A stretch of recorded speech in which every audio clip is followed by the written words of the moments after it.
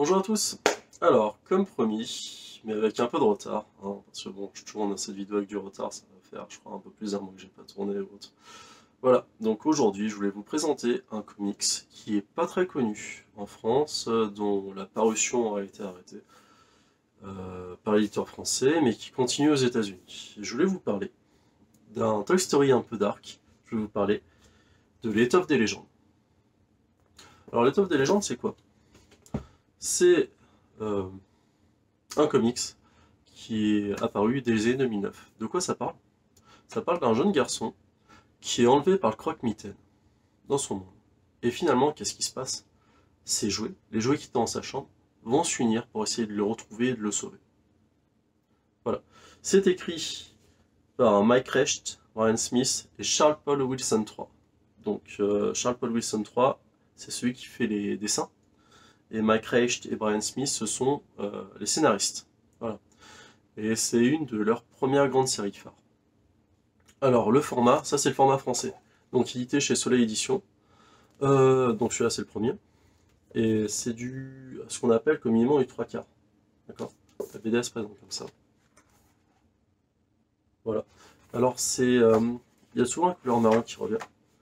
Et si vous regardez bien, c'est du noir et blanc avec un peu de couleur pour les onomatopées, hein, tout ce qui est bruit et autres. Et je trouve que le dessin est magnifique. Et vraiment, c'est ce style de livre enfantin qui ressemble pas vraiment à une BD.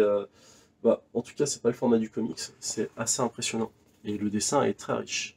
Alors, je vous ai parlé des tomes. En fait, il n'y a eu que 3 tomes édités par Soleil en France, donc voici le tome 1. Le tome 2.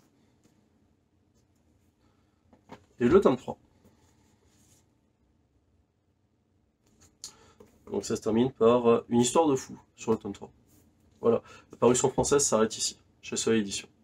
Et par contre, c'est en cherchant, moi j'ai cherché quelques temps sans vraiment trop m'y mettre, et le jour où j'ai voulu m'y mettre, je crois il y a 2 ans, j'ai voulu savoir quelle était la suite, parce que je me suis dit ça peut pas s'arrêter là, parce que l'histoire n'est clairement pas finie à la fin du tome 3.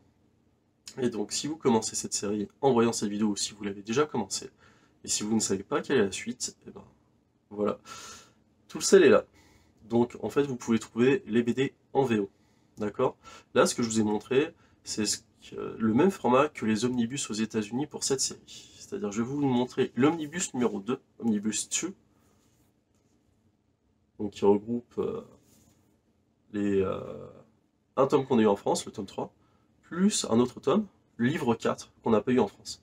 Voilà. Donc la suite. La qualité. Alors, le livre se présente sur le même format. Alors ça, c'est le format français. Ça, c'est le format anglais. Le format est un peu plus petit en VO. Si vous voulez la suite, ça peut ça. Alors ça dénote un peu dans la bibliothèque, mais quand on aime, on fait pas attention à la fin.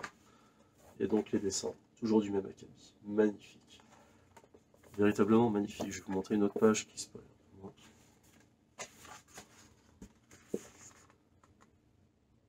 Je trouve que le trait est vraiment très fin. C'est vraiment une série qui gagne à être connue, mais qui n'est pas très connue aux États-Unis.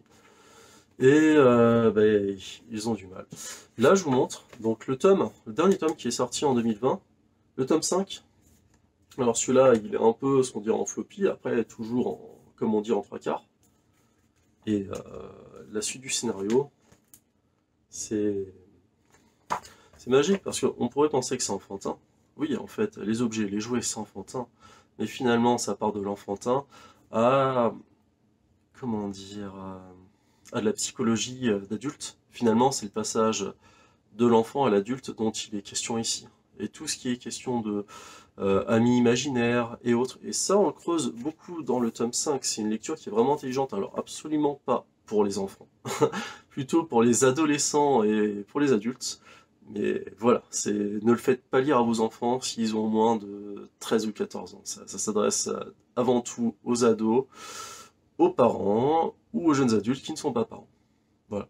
Et donc ça se finira au tome 6. Alors le tome 6, j'ai regardé sur leur Facebook actuel, pour le moment il n'y a pas vraiment de date où ils vont le faire. Ils ont commencé à faire fuiter à montrer sur leur Facebook, sur les réseaux sociaux, les couvertures qu'il va y avoir. Voilà, c'est à peu près tout.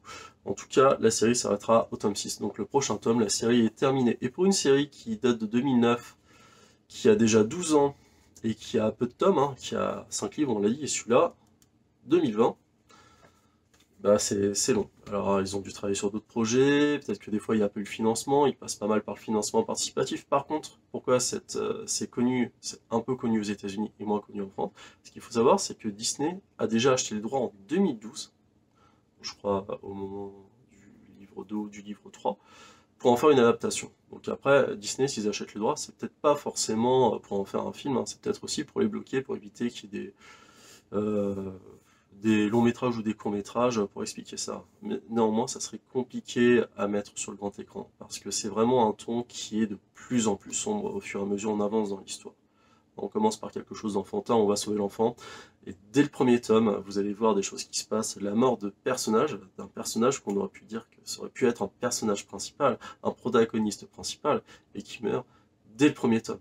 C'est il faut pas trop s'attacher au personnage, et puis le groupe des gentils va splitter à un moment, bon, enfin, je vous en dis pas plus, il faut vraiment que vous le lisiez, c'est vraiment pas connu en France. Les 3 tomes sont aisément trouvables en France à des bons prix, parce que moi je me souviens, j'ai regardé il y a 3-4 ans, le premier tome il était à 150 €, maintenant il a un prix à peu près normal.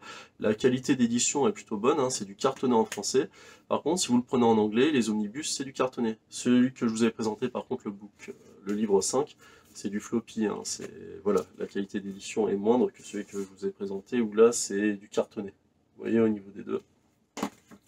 Et surtout, regardez, ce tome un peu floppy, il est un peu plus petit. Donc moi je pense que je me prendrai l'Omnibus 3 quand il sera sorti en anglais, comme ça j'aurai la bibliothèque complète, commencer en français et fini en anglais. Ça arrive pour certaines séries, mais celle-là elle gagne à être connue. Et si des fois Soleil ou un gars de chez Delcourt, parce que je sais que Soleil ça a été racheté par Delcourt, par le groupe Guy Delcourt, et ce qui serait, si ça vous dit, et si vous voulez le refaire connaître au grand public, imprimer peut-être les suites. Je pense qu'il reste du stock sur les 1, 2, 3, mais ça serait bien de faire les suites. Mais pour ça, pour prendre ce risque, il faudrait qu'il y ait autre chose. Parce que maintenant, le comics, pourquoi ça marche en France, pourquoi certaines licences fonctionnent en France, c'est parce qu'il y a des films qui sortent, parce qu'il y a des séries. Et là, s'il n'y a pas d'autres médias pour le faire connaître, ça va rester sur un public assez restreint.